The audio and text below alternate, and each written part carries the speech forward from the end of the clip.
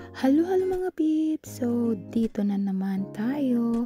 Part 2 na tayo sa ating trip to Philippines. Bakasyon natin. So, before ka mag-check-in, may ano dito sa labas, may timbangan. So, nagpatimbang muna ako kay baka may excess baggage. So, di ko na na-videohan. Na-stop po yung video.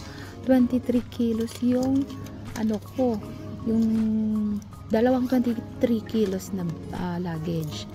So, yung isa excess baggage tayo, nag 24 kilos. So, medyo strict ang Cebu Pacific. So, ayan, nag-ano ako, anong tawag niyan? Nag-alin ang naiba ako, multiple choice dito.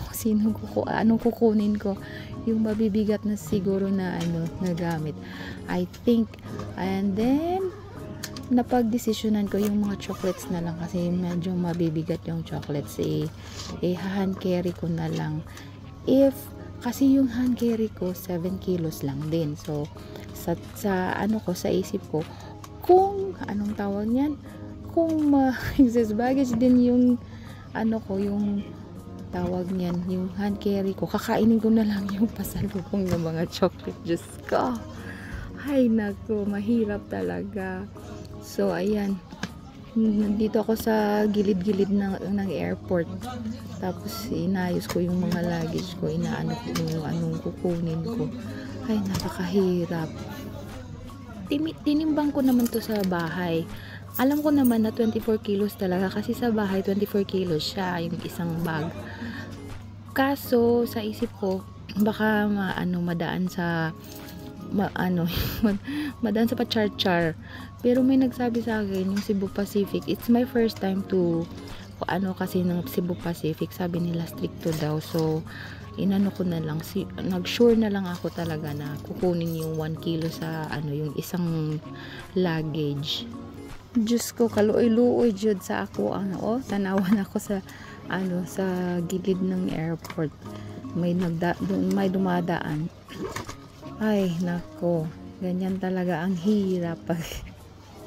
Ewan ko ba ba't na, ayun no, may yung mga chocolates, yung mga Toblerone, yung mga yung, ba yun? Hindi ko na maalala. Basta mga chocolates yung kinuha ko. Para kainin ko na lang. Kung sasabihin nilang diretso lamon. Diba? Diyos ko, my gosh.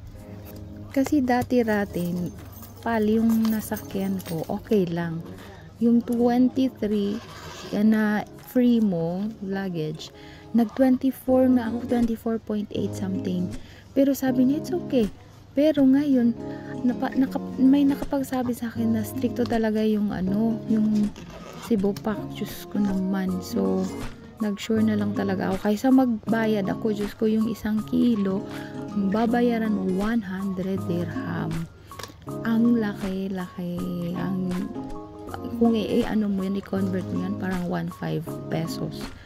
So, hoy, Diyos ko, wag na. So, ayan na. Pinagtyagaan ko na lang niyan sa gilid-gilid ng airport. Naghanap talaga ako ng walang tao sa gilid. Ay, kaluoy ba? Ayan, sige. Buti at maaga akong pumunta ng airport. In-assure ko na talaga na maaga akong pupunta kasi baka may mga say tawagan na, may yung mga bagay-bagay nga di maiwasan, di ba? So, ito, ako ng luggage ko, sus, Ginoo ko. Wala nang hiya-hiya kasi di wa na jud ko naulawan ni kay kanang wa na choice. Ang dami pa namang ibang lahi tumitingin sa akin ng bang. And guess what, tuod, sa kabilang banda may din, may nag-a-arrange din sa niya. Di ko na videohan kasi na busy na ako. May din, parang Indian yun or Pakistani. Nag-a-arrange din siya ng luggage niya. Sabi ko, ay pareho kami. Kaya kanya-kanya na kaming ng kuha ng mga sobrang kilos ng luggage namin. Ayan na. Imbis nag-imot-imot ko kay lagi ko hay namatayan na himot-imot, wala akong imot-imot. Nataranta ko kay lagi makabayad tag 100 dirham oil, sayang po kaayo. So wala sa kong mind nagkuan na jud ko ani sa akong mga luggage. So kahirap pa naman Diyos ko. Dayon kani pa gyud akong luggage na pa bisanina. Sus ka arte-arte man gud kaayo. Saninaan pa gyud ang maleta. Ayun, mo na siya. Uy, nagsaksak sinagol ko. Sorry mga followers kasi na ako yung mga friends na nagsasabi, ba't daw nagbibisaya ako, hindi nila maintindihan. So, lisod man gud magtagalog. Uy, Diyos ko, ang hirap magtinagalog. So, magsaksak sinagol na lang ha. Kay hindi ko ma-express kung ano yung ano. Kayo na mag-intindi. Diyos ko. Kaya na. O tanawa, inano ko pa, dinamitan ko pa yung maleta ko. Arte lagi kaayo. Napaka-arte ba? Yan na. Muna siya. Nagkalisod tawon ko.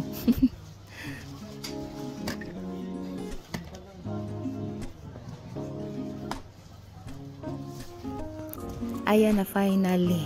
Natapos ako. Muna siya akong excess baggage. Mga 1 kilos. Dayon, anto na ta sa kiluhan. Mag-check-in na ta. Kiluhan, Jod. Mag-check-in na ta. O, muna akong excess baggage. Nasa kong butang sa kong kuan ka ng hand carry.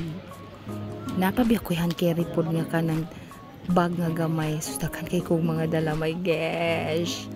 Cool ba na ko ani? Baka ma-excess baggage. Ayan na, from 24 kilos na sobrahan sa pagbawas 19.7. Diyos ko, ano ba yan?